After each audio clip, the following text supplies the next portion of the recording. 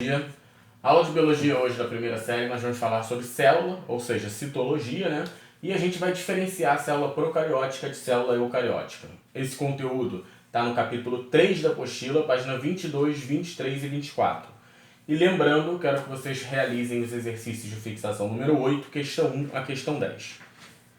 Então, gente, antes da gente começar a nossa aula de hoje, já vai ficar aqui o meu pedido da atividade devolutiva número 1, relacionada ao capítulo 3.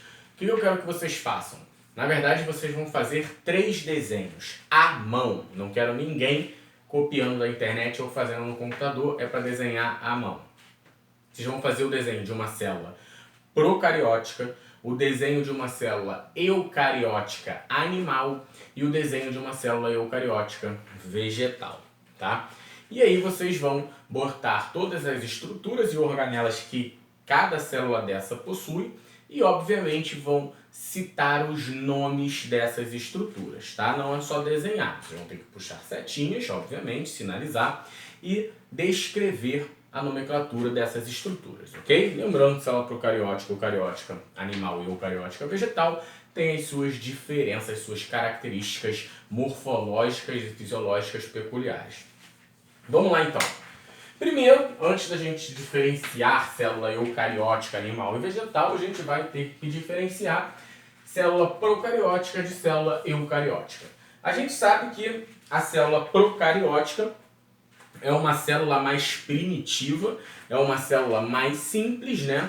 É uma célula menos complexa quando se compara com a célula eucariótica. A célula procariótica, ela é encontrada em que seres vivos do nosso planeta? Apenas nos seres vivos representantes do reino Monera. Quem são elas? Bactérias, cianobactérias e arqueobactérias. Então a gente percebe que quando a gente compara todos os seres vivos do planeta, é uma porcentagem minúscula os representantes que possuem célula procariótica. Apenas as bactérias, apenas os representantes do reino Monera. E o porquê que a gente diz que essas células são mais simples, né? Aí a gente começa a associar a questão da simplicidade da célula com a questão evolutiva, com a linha evolutiva, né? E isso acaba levando a gente àqueles pensamentos de será que as teorias evolutivas são realmente verdadeiras? Isso ajuda a provar cada vez mais que sim, né? Por quê? Porque acredita-se que tudo tenha começado com seres muito similares a cianobactérias, né? Porém, esses seres têm a mesma célula simples e menos complexa, né, do que os seres primitivos. E aí, o que é essa simplicidade que a gente tanto fala? Vamos lá. Uma célula procariótica, ela vai ser constituída por membrana citoplasmática, tá? Vai ter uma curiosidade, que é a presença de parede celular. As células procarióticas têm parede celular, que é uma estrutura encontrada em vegetais, né?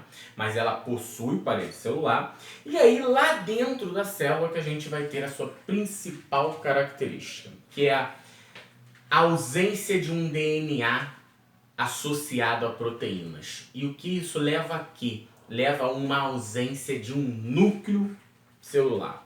Então a célula procariótica não tem um núcleo específico. O seu material genético, o seu DNA ou RNA, está solto, jogado literalmente no citoplasma da célula.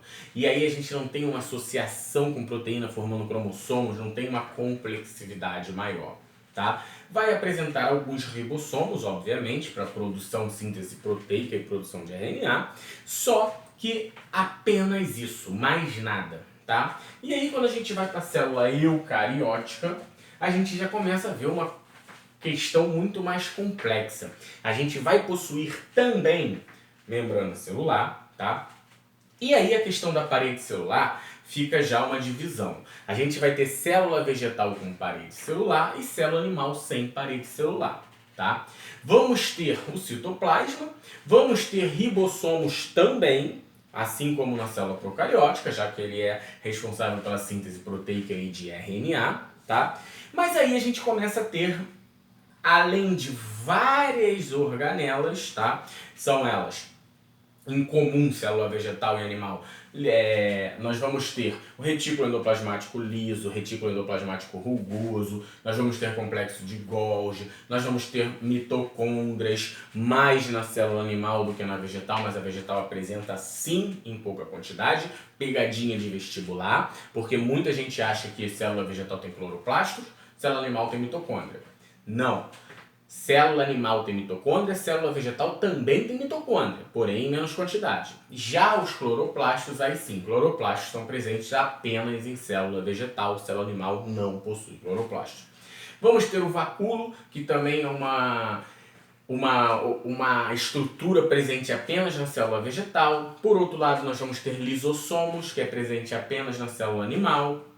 E nós vamos ter a principal característica quando a gente fala da célula eucariótica, que é o núcleo individualizado, que a gente não tinha na célula procariótica. A célula eucariótica vai ter o seu material genético associado a proteínas e protegido pelo núcleo. E o núcleo ele vai ter uma membrana nuclear, tá? Um envoltório nuclear denominado de carioteca. E ali vai estar localizado o DNA, o material genético. É só no núcleo que tem DNA? Obviamente que não, nós temos DNA mitocondrial, mas a grande maioria está ali no núcleo. E essa é a grande característica, é a grande diferença da célula eucariótica para a célula procariótica. Obviamente que não é a única, mas é uma das mais, importantes que existem, tá? E aí agora que a gente já consegue diferenciar célula eucariótica de procariótica e célula eucariótica animal de célula eucariótica vegetal, vamos falar um pouquinho de como que surgiram, né, essas organelas. Acredita-se que a grande maioria dessas organelas, né, numa questão evolutiva, obviamente surgiu primeiro a célula procariótica para depois surgir a célula eucariótica. Acredita-se que tenha surgido por endocitose, né? Ou seja, por literalmente uma fagocitose, por um englobamento dessas estruturas. O maior exemplo que nós temos é do surgimento da mitocôndria. Vamos parar para pensar.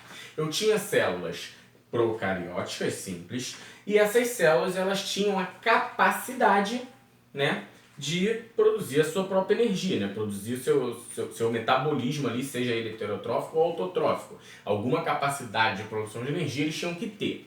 E aí a gente para analisar se por acaso uma célula dessa fizesse uma endocitose, uma fagocitose em outra célula. E essa célula comece a viver dentro, né, uma célula dentro da outra, comece a viver ali dentro produzindo energia também.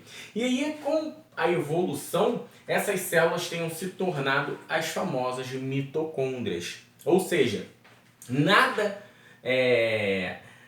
impede que isso tenha acontecido. Porque se uma bactéria engloba outra e elas continuam vivendo ali por simbiose, né? O que vai acontecer? Simplesmente em algum momento elas vão ter que ter alguma vantagem. E essa bactéria que foi englobada vai gerar energia para a bactéria que englobou, para a bactéria que fez a fagocitose.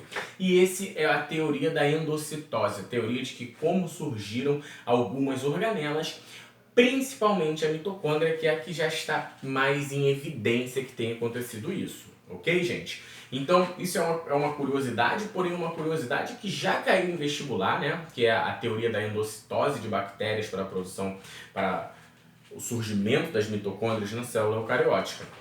E através desse estudo das mitocôndrias, já tem vários outros estudos tentando descobrir como que surgiram as outras organelas. Obviamente que não foram todas as organelas que surgiram assim. A mitocôndria tem uma teoria bastante, uma evidência bem grande de que tem acontecido assim, né, devido ao seu processo de metabolismo energético, produção de energia, de ATP, de adenosina trifosfato, porém ainda tem que ter muito estudo em relação às outras organelas. Ok? Galera, eu fico aguardando a atividade devolutiva e como sempre eu vou pedir que vocês façam um resumo, tá? Escrevam, leiam que a gente fixa melhor.